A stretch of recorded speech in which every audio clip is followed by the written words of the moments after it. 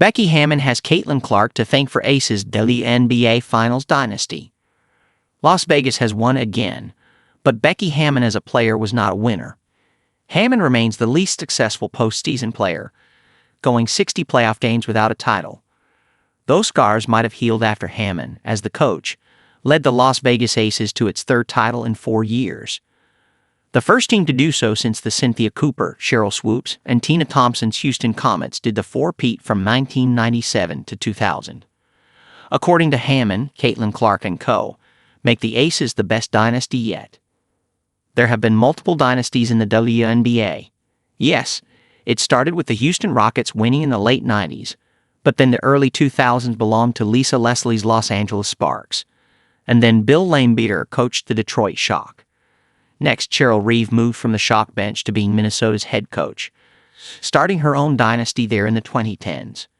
But for Becky Hammon, the rise of the lead with the likes of Caitlin Clark is evidence that the Aces are the greatest of them all. You have rookies coming in like Paige and Caitlin and Angel and all of them, and like they're ready now to compete. And so I just think the quality from top to bottom. That's why we're adding so many teams, right?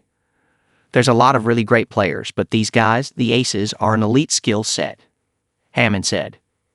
To give more context on what Hammon was speaking about, she was referring to how quickly the landscape in the WNBA has changed. These players are bigger, stronger, faster, and more skilled. That's great.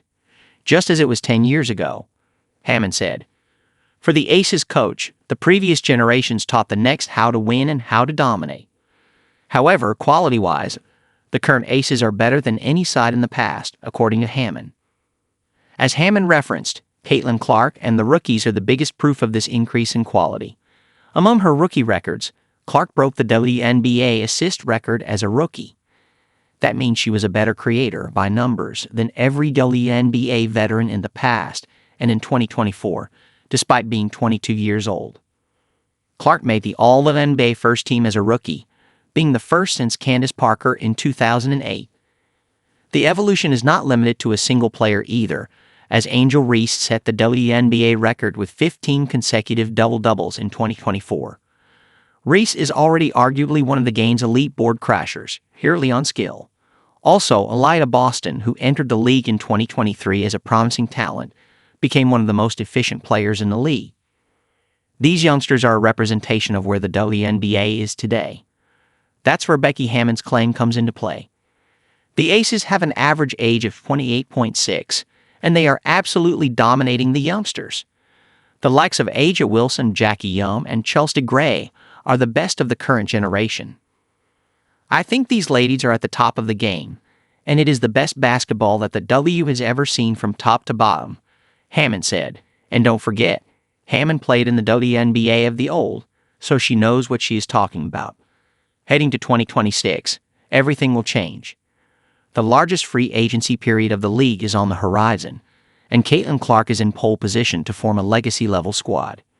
After Aces rise, is Caitlin Clark's Fever next Lady NBA dynasty in the making? Assuming the CBA is sorted out in time, the 2026 free agency starts in January. The majority of the league's veterans will be fair game this season as they match their contracts to this timing, expecting the salaries to rise. Only the ones on rookie contracts and some outliers will remain with their 2025 teams. In the case of the Indiana Fever, they have Caitlin Clark, Alida Boston, and 2025 rookie Michaela Timpson locked in for 2026. In addition, they will also have the option of locking in Lexi Hull as well, who will become a restricted free agent. The Fever will have to match the offer Hull gets from any other team, and she will have to return to Indiana. If the new CBA includes core players, the Fever will likely use the designation on Kelsey Mitchell for a second straight season. The priority will be Kelsey Mitchell and making sure she remains in a Fever jersey. Fever president Amber Cox said. They will retain their big three of Boston, Clark, and Mitchell. While Clark nursed her injuries, the other two made big splashes with all the NBA team selections.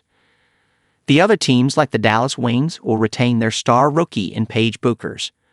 But Wings haven't yet figured out the right cast around her. The Seattle Storm and Dominique Malamba are in the middle of a coaching change. Angel Reese and the Chicago Sky are stuck in the eye of the storm, and Reese's future with the franchise is in doubt. The Las Vegas Aces will start fresh, just like the majority of the teams in the league, while the Fever will build on their best young core. So, Caitlin Clark has a head start going into 2026, making them favorites to be the next legacy team. And their hamstrung 2025 team gave the toughest contest to the eventual champions Las Vegas Aces. It showed they have made the right call in hiring Stephanie White. The atmosphere around the team makes it a highly regarded destination for any free agent in the market, and Fever must capitalize to build a team that feels like a cheat code.